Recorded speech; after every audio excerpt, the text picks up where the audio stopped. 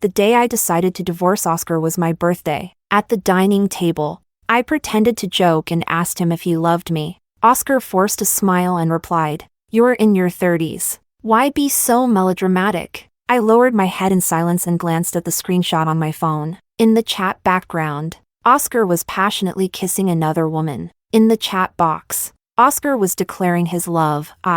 Oscar, have only loved you, Monica. Looking up again, I asked Oscar, "How about giving me a birthday gift?" Oscar quickly replied, "What do you want? Just say it." I quickly removed the ring from my finger and said, "A gift for a new beginning." Oscar, let's get a divorce. Chapter 1. Upon hearing my words, Oscar was momentarily stunned. His handsome brows furrowed slightly. He set down his knife and fork and slowly wiped the corners of his mouth with a napkin. Only then did he look up at me, examining me with impatience. "Laura, why do you seem like a completely different person?" I took a sip of my juice and replied, "What's wrong? Is romance not meant for us? After 5 years of marriage, is it really that difficult to hear you say you love me?" Oscar stood up, walked over, and patted my shoulder. "Cut it out. You know I'm not good at sweet talk. I heard you recently missed out on a project and are feeling down. I have a trade show coming up. Why don't you join me and get some fresh air?" I pulled away from his reaching hand and continued, "The divorce agreement is ready for you." Oscar was furious. "Laura, are you serious? You get pregnant and then want a divorce? Are your hormones out of whack?" It really is a hormonal imbalance. I've always had a calm temperament. Even after all these years battling in the business world, I have always spoken politely and never used foul language. Now that I'm pregnant, it seems my temper has worsened a bit. I stood up and threw my phone in front of him. "You're the one at fault. Don't provoke me, or this will go to court, and you won't come out looking good." Chapter 2. On my phone, there's a screenshot of a chat between Monica and Oscar that she sent me. In the chat background, among a group of teasing old classmates, she and Oscar are kissing passionately. The chat text is Oscar's heartfelt confession to her. It's fragmented, mixed with filler words, and looks like it was transcribed from a voice message. He has never forgotten her all these years. Marrying me at his parents' insistence was the biggest regret of his life. There's ultimately no turning back in life. But he, Oscar, only ever loved her, Monica. Oscar quickly explained after seeing the screenshot. "At the class reunion that day, I got drunk. Monica, you know I've never been composed." The message was edited and sent by her using my phone. I laughed at him. "So the kiss was just a random kiss?" Oscar was taken aback, of course. I was really out of it at the time. He pinched the bridge of his nose. "What kind of person do you think I am? Don't worry. I won't go to any more gatherings in the future." I know who you are," I said as I opened my phone and carefully examined the divorce process that the secretary had just sent. Oscar listened to me and smiled. "Right. This is my good wife. Happy birthday! I'm going to check on the trade show." He grabbed his coat and walked toward the door. As he was about to open the door, I said softly, "Oscar, you're the scumbag who cheated on your wife during her pregnancy." Oscar turned around in shock. "Laura, why are you being unreasonable? I already said it was just drinking." I swallowed the nutritional supplement that came with the meal and coldly replied, "Save that for the judge. Let's see if he believes you." Chapter 3. Oscar casually remarked that I should take a good rest before walking out and closing the door. I cut the birthday cake myself and took a slow, small bite. The cream went down my throat, triggering my pregnancy nausea, and I rushed to the bathroom to throw up a large mouthful. Just as I was feeling miserable, Mrs. Lee called. Mrs. Lee is considered a benefactor who has supported me throughout my journey. When I first ventured out to start my own project, she was my very first investor. After she fully returned to her family, she kept in close contact with me, especially since I was still striving in the business world after getting married. Recently, since both of us are pregnant, we often go for prenatal checkups together. Mrs. Lee always says that when she looks at me, it's like seeing another version of her life that had no choices. Now, as I read the messages she sent me, I can't help but laugh. What other version? When it comes to men cheating after marriage, it's a real-life drama, but clearly, hers is more thrilling than mine. In the photo sent by Mrs. Lee, the man and woman are in the car. consumed by passion. Their bare bodies cling to each other like worms, unable to let go. I swallowed down another wave of nausea and picked up the phone. Mrs. Lee was unusually emotional, her voice trembling with tears. "I'm pregnant, and he's out sleeping with someone else." I feel so nauseous I could throw up my insides. I couldn't think of how to comfort her in that moment, so I started sharing my own experiences. "Don't worry. I'm in the same situation. We'll handle this together," Mrs. Lee exclaimed. "What? Oscar? How could that be possible? Oscar is known as a good man in our circle. Every day. It's just a straight line between work and home. Aside from work, it's all about fitness. He has always been seen as the typical example of someone who maintains a clean reputation, so it's understandable for Mrs. Lee to be shocked. But when she saw me silent, she quickly became indignant. "See you at the hospital entrance tomorrow morning. We'll go together for the abortion." I quickly interrupted her, saying, "No, Mrs. Lee, I can accompany you, but I won't have an abortion." Chapter 4. Upon hearing that I didn't want an abortion, Mrs. Lee's urge to chat kicked in. Fearing that a phone call wouldn't clarify things, she suggested we meet for dim sum in a few days. After hanging up, I rubbed my temples and got up to lie down on the bed. Oscar wasn't wrong. After all, pregnant women really do need to rest well. Just as I was closing my eyes to relax, my phone vibrated again. When I opened it, I found a message from Monica. We haven't spoken a word to each other since graduating from college, but ever since she returned from abroad last month, the message box has been buzzing with activity. Now, it's a flurry of little essays, one after another. "Laura, I'm really sorry. At the class reunion the other day, I got so drunk that I accidentally took Aussie's phone and opened your chat interface, hitting the record button. Aussie was also drunk and said some nonsense. Laura, that day we were both confused after drinking. You know, back in college, during a party, we ended up hugging, and some classmates took photos and sent them to me. I mindlessly set one as my chat background. Laura, Aussie mentioned that you're pregnant, so I need to clarify that we are completely innocent. Please don't be angry. We'll apologize to you together another day." What a chaotic mess of drunken behavior. Confusingly transcribing the recording into text, setting a kissing background, and finally sending me a screenshot. After all these years, Monica really hasn't changed at all. Still wearing that delicate facade. She just loves to engage in those foolish acts that ruin other people's families. Chapter 5. Monica mentioned her college days. The three of us are college classmates. My relationship with Oscar has been quite traditional. A marriage of convenience. Childhood sweethearts. From elementary school to high school, our families arranged for us to be together. Oscar has always excelled, and I've been trying to keep up. For the university that our families couldn't arrange, we both worked hard to get in, and our admission scores were tied for first and second. When we received our acceptance letters, Ning's father brought Oscar Ning to my house. He said that our relationship was already set, and in a couple of years, when we were older, we would have a formal engagement ceremony. Ning's mother joked at the time, "You can't guarantee that some little temptress won't appear in college, rushing to get close to someone wealthy. It would be bad if they ruined their fate together." Oscar retorted to his mom sharply, "I only like Laura. Unless I'm blind, I wouldn't look at anyone else." The adults all laughed. He grabbed my hand and ran to a secluded corner. My face turned red, and he kissed me for the first time. He promised he would take good care of me in the future and would never betray me. I never expected that in his freshman year, Oscar would go blind. He fell madly into Monica's web. Chapter 6. The reason it's called entanglement is that Monica's tactics are neither overtly pursuing nor subtly seducing, but instead, she creates all sorts of coincidences and then comes over with an innocent look to explain the situation. She and I are roommates. Oscar and I have always been inseparable. Everyone in the college knows that we are a couple. However, Monica always seems to have some unique stories with Oscar in various situations. For instance, during an outing, she rode a shared bike and crashed directly into Oscar's bike. She fell and ended up with bruises all over her arms, and her forehead was bleeding. Oscar took her to the hospital. Afterward, she held my hand and explained,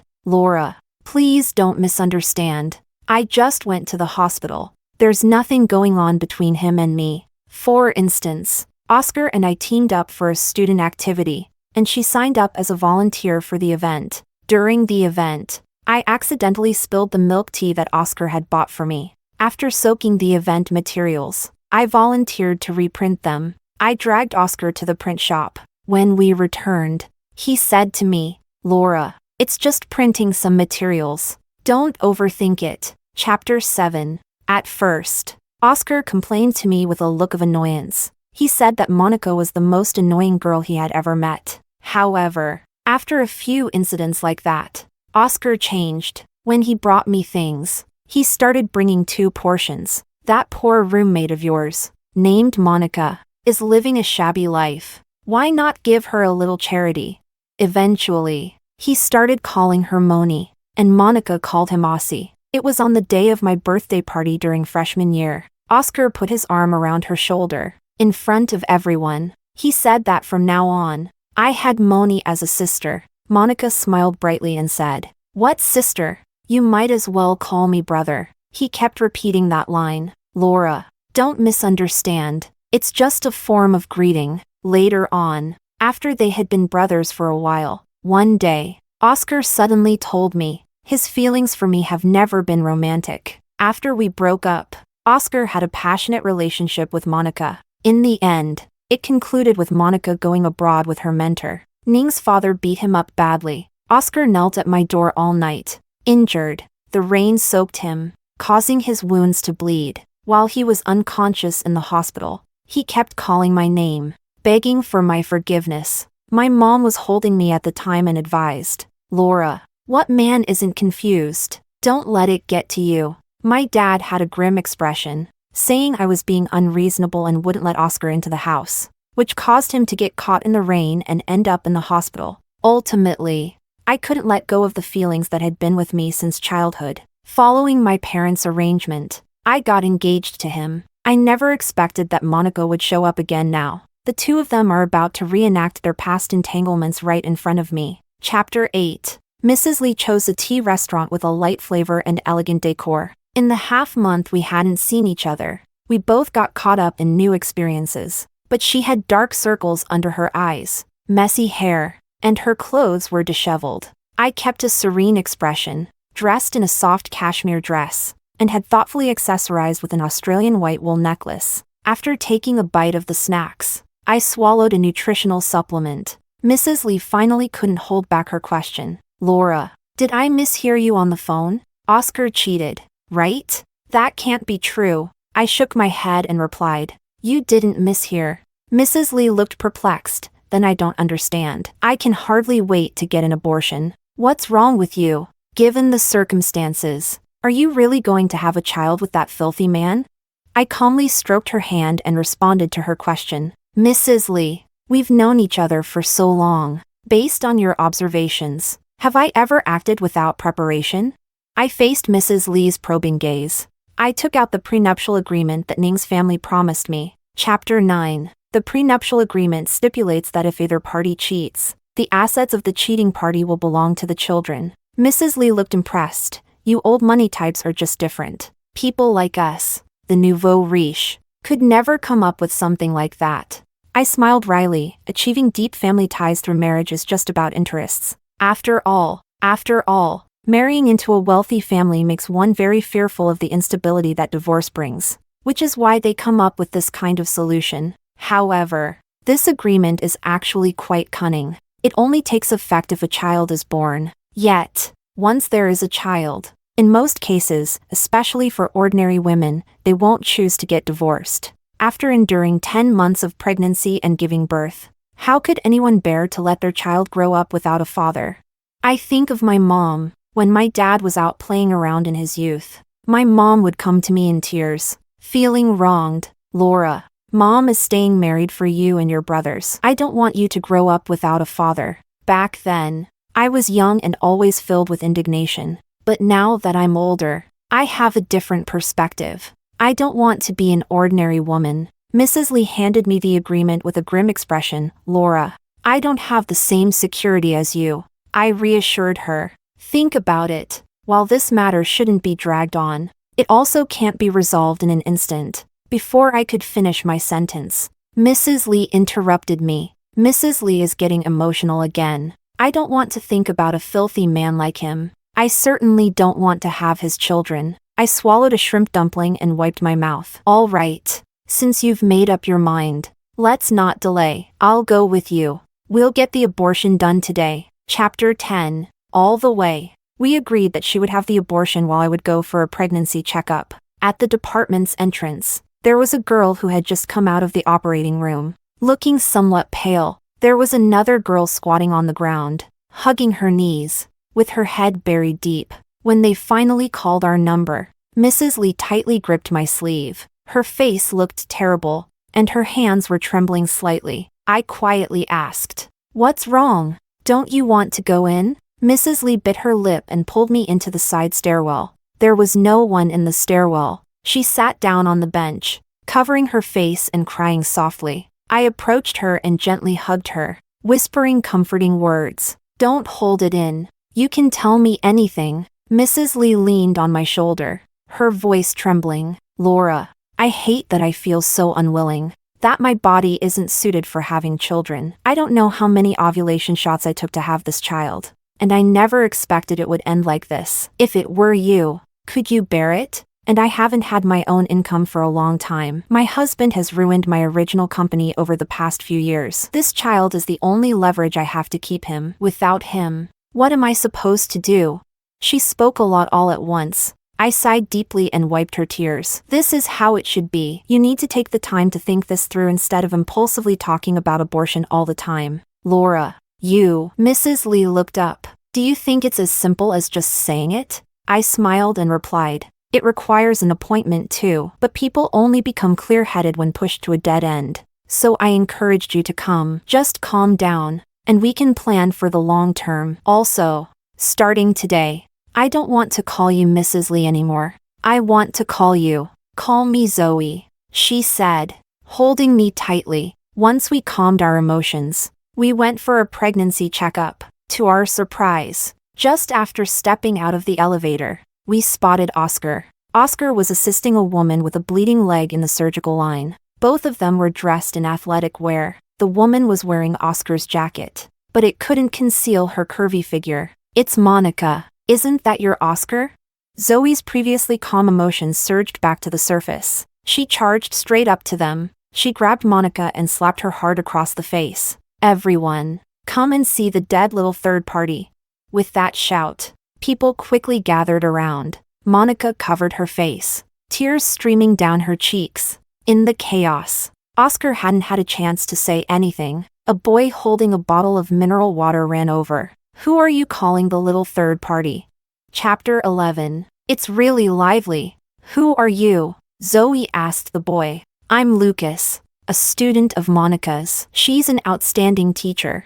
How can you slander her?" The boy was tall and radiated youthful energy. "I've recently found someone to learn about Monica's situation after she returned to the country. She works as a lecturer at a university. That boy must be her student. Is she really an outstanding talent? She's a scumbag. He's a married man. What does it mean for them to be so close?" Zoe gestured wildly, darting between Oscar and Monica. In my scene of infidelity, Zoe was even more excited than I was. The situation was quite absurd. "Excuse me, miss. You've misunderstood. I was injured and couldn't stand on my own. I ran into an old classmate at the gym, and he kindly brought me to the hospital." "Please don't just slander people," Monica cried, her face streaked with tears. Feeling wronged, Oscar quickly pulled back his hand that had been resting on Monica, and sternly told the onlookers, "It's a misunderstanding. There's nothing to see here. Everyone disperse." I let out a cold laugh. "Oscar, you always claimed to be too busy during my pregnancy checkups to accompany me. Turns out you were busy with this instead." Oscar walked over to me, looking concerned, and said, "I've been under a lot of pressure at work lately, so I've been hitting the gym more often." I ran into Monica, who was injured. It was truly an accident. Last time it was getting drunk, and this time it's an accident. How peculiar. I scoffed, pointing at the jacket on Monica. "I gave you that sports jacket." Oscar, upon hearing this, shook his hand and pulled back his coat. Monica was surprisingly wearing a tight crop top, her cleavage quite noticeable. Suddenly feeling cold, she shivered. A student named Lucas quickly took off his outerwear and draped it over Monica, twisting open a bottle of water and handing it to her. Teacher, you should drink some water to calm down. Monica pushed the water away and came crying to me. Laura, we were roommates in college. Trust me, nothing happened between us. The coat was given to me by Aussie because he saw I was cold. Teacher, you don't need to explain. The innocent are clear, Lucas said as he pulled Monica back. Oscar held my hand and said, Laura, I'll go with you for your pregnancy checkup. These three could practically put on a grand performance. I felt a wave of nausea and said, no thanks. You can stay here. I shook off his hand and quickly pulled Zoe away. Zoe vented her frustration as we walked, even though I didn't catch the mistress in the act. Slapping Oscar this time feels satisfying. I was completely at a loss whether to laugh or cry. Zoe exclaimed, Laura, you really can handle things. Aren't you even a little angry? I've already gotten angry, and now I'm just focused on solving the problem. I sighed. Monica's appearance might be heaven's way of saving me. Zoe, I've had enough of Oscar for a long time. Chapter 12. When I first married Oscar, I was filled with joy, thinking that despite the ups and downs, I had transitioned from school uniforms to wedding dresses with the person I loved. I worked hard to maintain my relationship with him. Oscar has a bit of a lung issue, so I often make him pear soup to soothe his lungs. He enjoys working out, so I go to the gym with him whenever I have free time. But gradually, I realized something was off. I have feelings, yet he only knows how to buy gifts and never asks me why I'm unhappy. We work out together at the gym, but there's never any communication. When I wipe his sweat, he even pulls away. He wasn't like this before we got married. After breaking up with Monica, he tried hard to treat me well, claiming he wanted to make up for his mistakes. But after we got married, he cooled down like an engine after a race. I was tormented inside, unable to find the reason. In the middle of the night, when I broke down, I hugged him from behind and asked if I wasn't good enough in some way. I would change, but he always tells me I'm wonderful and advises me not to overthink things. Gradually, I became disheartened. In public, we play the part of a loving couple. Behind closed doors, we behave like roommates. Until recently, Oscar held me and said, Laura, we should have a child. I want to create something that belongs to us. My mom and mother-in-law have been pressuring us to have a baby. Deep down, a flicker of hope quietly began to rise. Would having a child be a good thing? I didn't expect to be caught off guard before I even had an answer. I certainly didn't anticipate Monica showing up at this moment. Oscar said he was drunk, so he kissed Monica, but I know what he looks like when he's drunk. In business, how many times has he been drunk? There are no exceptions. Every time, he remains calm and composed. So when I saw the photo of them kissing, I realized the answer: our marriage won't survive. Oscar's so-called drunken words only made me completely sober. It turns out that his actions before marriage weren't to make amends. They were to deceive me into marrying him. After we got married, he regretted listening to his family and marrying me. What I took pride in, from school uniform to wedding dress, it's not as good as the time he clinked glasses with Monica out of unrequited love. The night I received the screenshot from Monica, I couldn't sleep at all. My tears soaked the pillow. I regret being like a turtle, struggling for so long in a crumbling marriage. Even more shameful was my foolishness in thinking I could rely on the children to save my marriage. The child is so innocent. In the end, I am deeply grateful. I am grateful that I never gave up on my career. This is the greatest source of courage that keeps me going. Chapter 13. After coming out of the hospital with Zoe, we talked a bit more. When I got home, Oscar was already there. Laura, he said as he approached, wanting to hug me. I quickly dodged, saying, gross. He awkwardly withdrew his hand and handed me his phone. Laura, I know I shouldn't have any contact with her anymore. I really didn't expect to run into her at the gym. We're old classmates, and I couldn't just ignore her. You can check my phone. I've already deleted all her contact information. From now on, she's just a stranger. Then, with a sincere expression, he took out a necklace. Don't be angry. Being angry isn't good for the baby. This is a rare blue diamond necklace I got. Here, let me put it on you. I didn't say anything. Oscar pulled me to sit by the mirror and put it on me. The blue diamond sparkled with a clear light. Looking into his flattering eyes, I felt as if I had returned to that rainy night. He was injured in the hospital, and he held my hand in the same flattering way, begging for my forgiveness. I won't fall for the same trick a second time. Oscar, I can buy a bunch of such cheap things without a second thought. They're not rare at all. I touched the necklace and said softly. Oscar was originally bent over, looking at the mirror. After hearing me out, he slowly stood up straight. His tone turned cold. All right, I'll find someone better for you in the future. But you should also be careful not to get too close to that Mrs. Lee. She's lost her mind.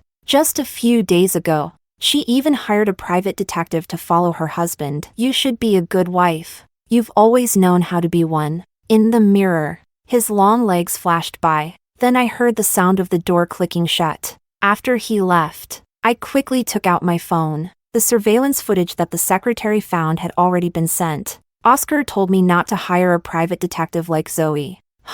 There's really no need to go through all that trouble. He has no idea that I've already taken over that gym. I'm the owner of that gym. While I was in the hospital, I had my secretary check the surveillance footage. Chapter 14. In the footage, Monica entered the gym with Lucas following her. Her gaze wandered until she spotted Oscar. Then she quickly positioned herself next to him on the treadmill. From pretending to be surprised with her hands over her face to tears welling up in her eyes, her transition was seamless. After that, she moved to a treadmill that was far away from Oscar. She kept turning her head to look at Oscar and suddenly fell onto the treadmill. Her leg was cut and bleeding. Lucas quickly rushed to help her, but Oscar ran straight to her side, swatted Lucas's hand away, and picked up Monica to rush outside. Monica clung to Oscar like an octopus. After watching the video, I must say, Monica is truly skilled. She employs this competitive strategy with great finesse.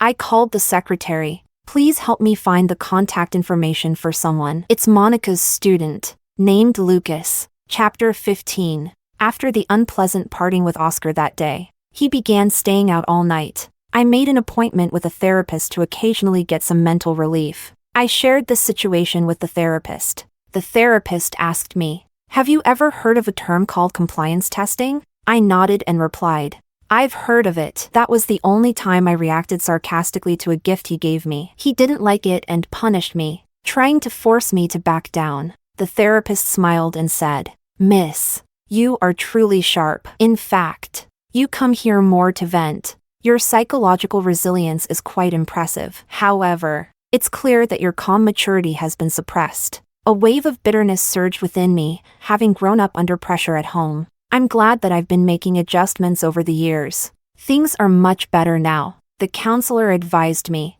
During this time, while ensuring you get enough rest, try to engage in more activities. It will help you break free from negative emotions. I agreed.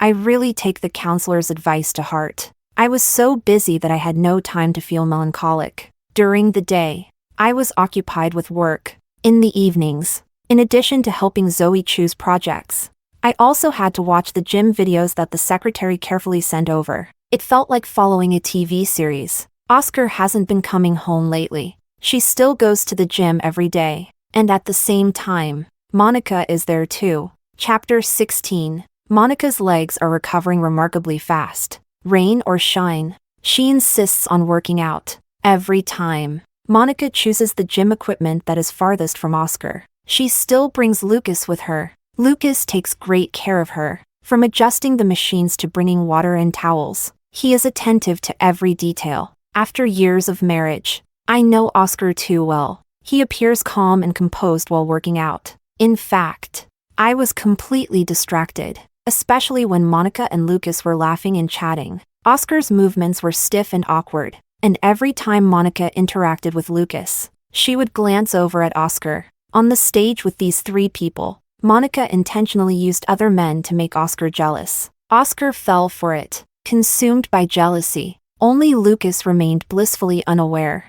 Oscar's workouts became increasingly distracted. Finally, one day, Monica stopped bringing Lucas along. She was adjusting the machine herself, clearly not doing it correctly. She looked up and around, wearing a helpless expression. Her gaze met Oscar's. They stared at each other like that for a full minute. Then they both walked towards each other. Oscar helped her set up the latest machine. The two of them exercised side by side. Not a single word was spoken the entire time. But I knew. The embers were about to reignite. Chapter 17. 2 weeks after Oscar hadn't returned home, he called early in the morning. Laura, the exhibition gala is scheduled for 3 days from now, and I'll send a gift to your house. So be prepared. I coldly replied with just 2 words, no time. He quickly hung up the phone. In the evening, I invited Zoe over to my house. I need to discuss the projects I've filtered for her. I clarified everything with her some time ago. The most important thing right now is to consider the child's custody and to regain control over the assets. I asked Zoe to find a way to list all the assets under the in-group for me. I selected some inconspicuous but highly promising assets from that list. No matter what means you use, whether begging or playing the victim, once you get these in hand, you'll have a relatively decent chance to get back in the game. Zoe was impressed by my business acumen, nodding repeatedly. She glanced at the simple analysis report I had written and suddenly spoke up. Laura, I hadn't considered whether to keep the child before coming here. Now I know the answer. I won't keep this child. She choked up and said, I can't continue living with a man who cheated. Since I'm leaving, my priority is to get back to my career. I'll be too busy to provide the child with a good start. And I'm different from you. Laura, you're rational enough. I'm dependent. I'm afraid that if the child is born, my life will revolve entirely around the child, which wouldn't be good for either of us. Zoe held my hand and said, I understand why you left the child. Your abilities give you enough confidence. I nodded and said, the love of parents is not just about raising a child, but about supporting them. In fact, making Oscar leave with nothing is merely a punishment for him. My child doesn't lack that little bit of money. I can provide my child with all the resources they need. Zoe asked, Laura, have you considered the issue of the father's absence? I took a sip of water and replied, a child's healthy personality depends on the education they receive. Having an inadequate father and a repressive home is worse than having no father at all. A capable mother can provide comprehensive education on her own. Zoe had red eyes and could no longer agree with what I was saying. I clapped my hands and stood up. All right, we've wrapped up the serious stuff. Zoe, let me show you something interesting. I pulled out some healthy snacks and set out freshly squeezed juice. I opened the latest gym video sent by the secretary. Chapter 18. Zoe quickly switched to gossip mode. Oscar looks like he's in a bad mood. I gave a thumbs up. Zoe, good eye. I choked him this morning. He's probably about to explode. Are you upset? Shouldn't you try to ease that? What about his mistress? Zoe said. Just as Monica appeared, the two of them ran silently side by side. The workout was over. Monica picked up a water cup, wanting to drink, but opened it and then put it back down. It seemed she forgot to fill it with water. She hadn't brought any water or a towel. Looking pitifully at Oscar's water cup and towel, Zoe, this is escalating, I remarked. Zoe said, what a strong cup of tea. Oscar hesitated for a few seconds. It seems like she went through a fierce internal struggle. Nevertheless, she handed him the cup of water.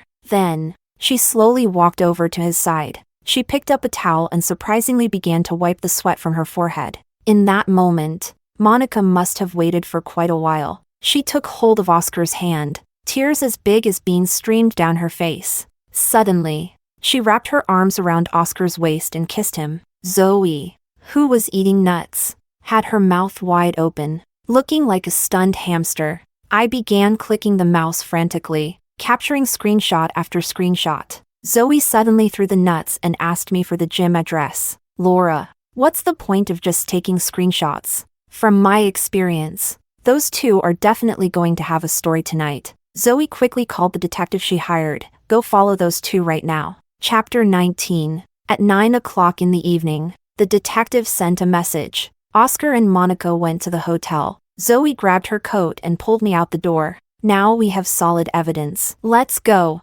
sis. I'll take you to catch them in the act. As I was walking towards the door, something suddenly came to mind. Zoe, We don't need to go together. I have a better candidate. Do you remember that guy who swore last time at the hospital that Monica wasn't the mistress? I sent someone to specifically inquire about the relationship between these two. All the research projects that Monica is involved in are being handled by Lucas. However, most of the research results are claimed by her as her own. The way Lucas looks at her goes far beyond the admiration a student has for a teacher. The fact that he has accompanied her to the gym multiple times privately also indicates that their relationship is quite special. I picked up my phone and called Monica's little wolf dog. Hi. Sorry to interrupt you, but I think what I have to say will definitely interest you. Chapter 20. At midnight, I received some significant feedback. My phone first displayed a friend request. Lucas searched for my WeChat using my phone number. As soon as I accepted, the chat window began flooding with photos. All of them were photos of Oscar and Monica's affair. Lucas must have figured out a way to barge into their room. In the photos, Monica was curled up in bed. Oscar was wearing a bathrobe. Scattered on the floor were several used tools of the trade.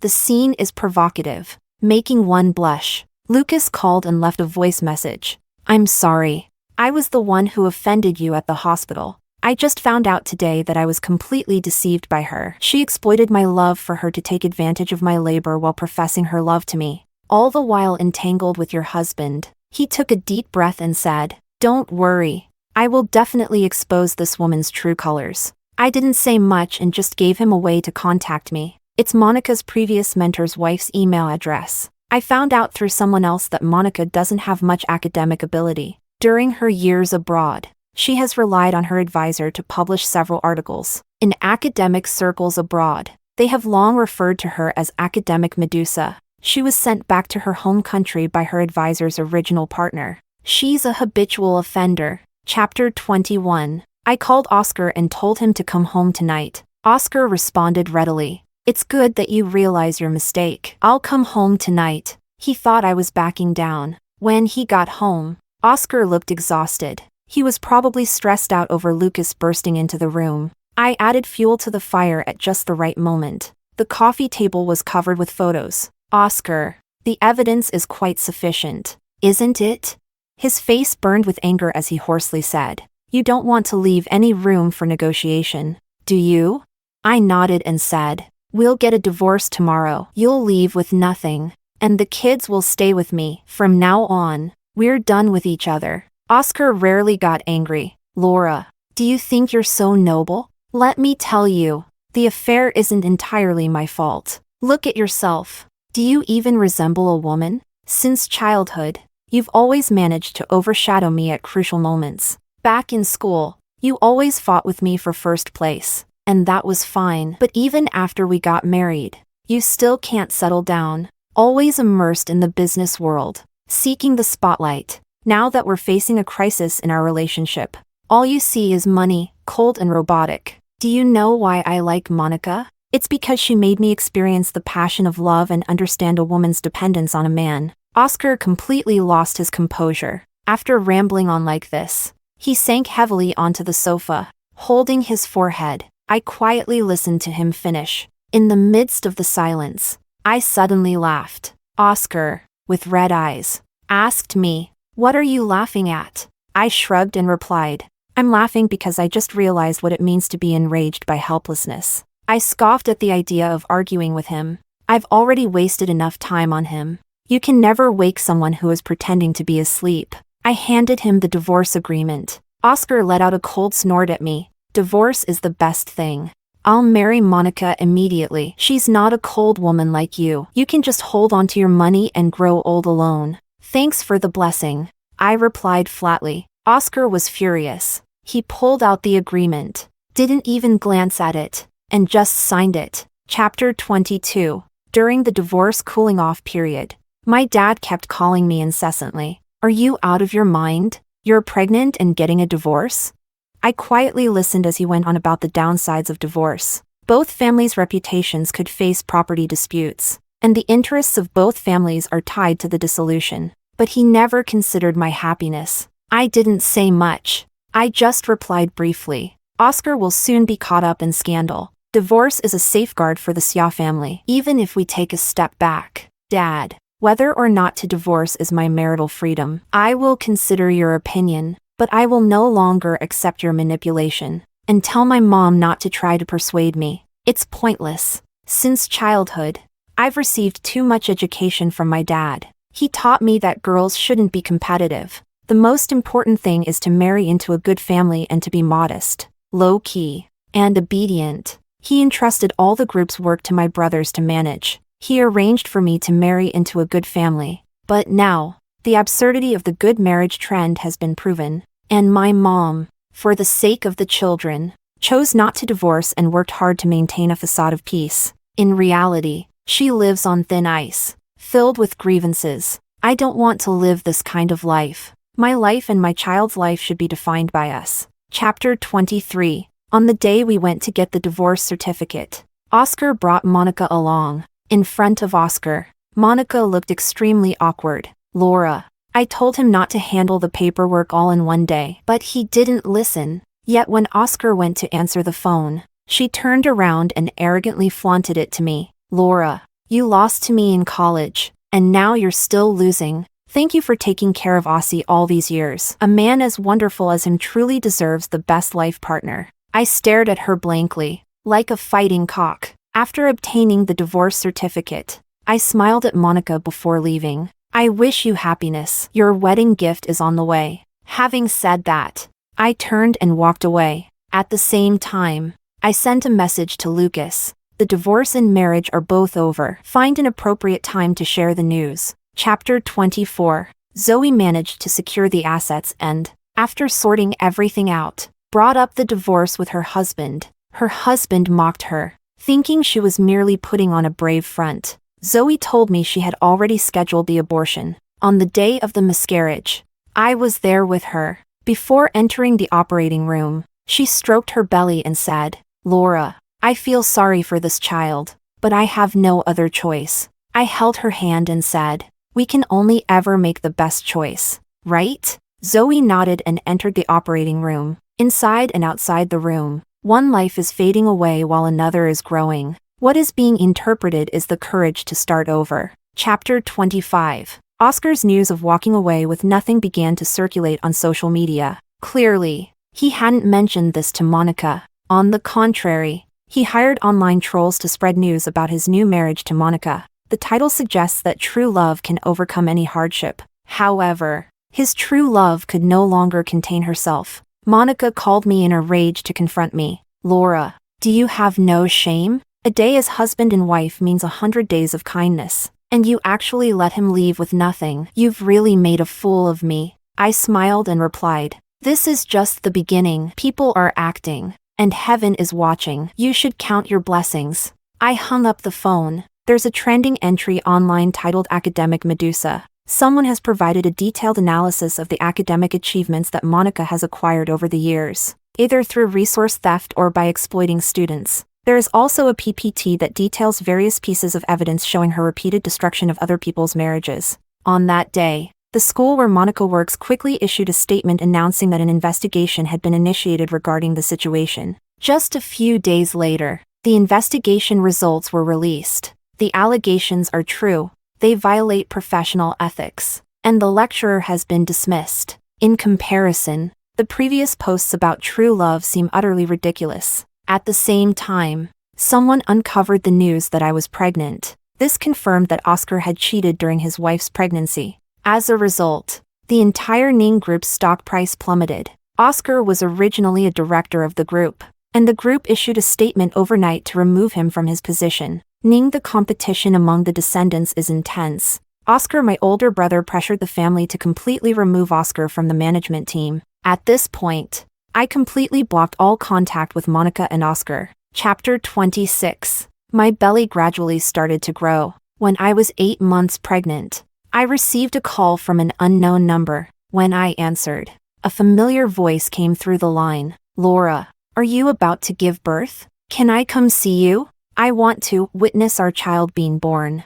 It's Oscar. We haven't seen each other in months. His voice sounds older than ever.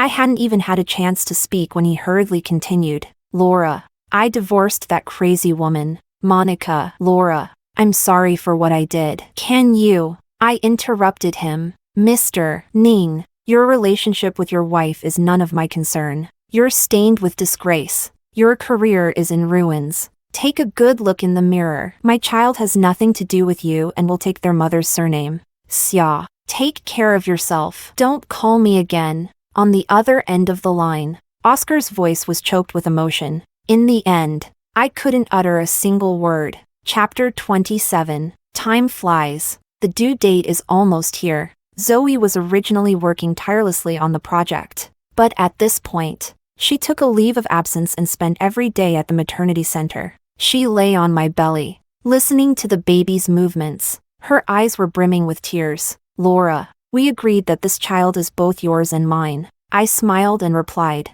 addressing the baby who was kicking inside. Little rascal, look how much your godmother loves you. I'm so afraid she'll reach in and pull you out. On the day of your birth, after a loud cry, I officially accepted the precious gift bestowed upon me by the heavens. In that moment, I felt utterly exhausted yet filled with strength. I silently repeated in my heart, may your heart be clear, your eyes bright, and your body healthy. May your soul be free and your character virtuous. May you fear nothing, follow your heart, and always move forward.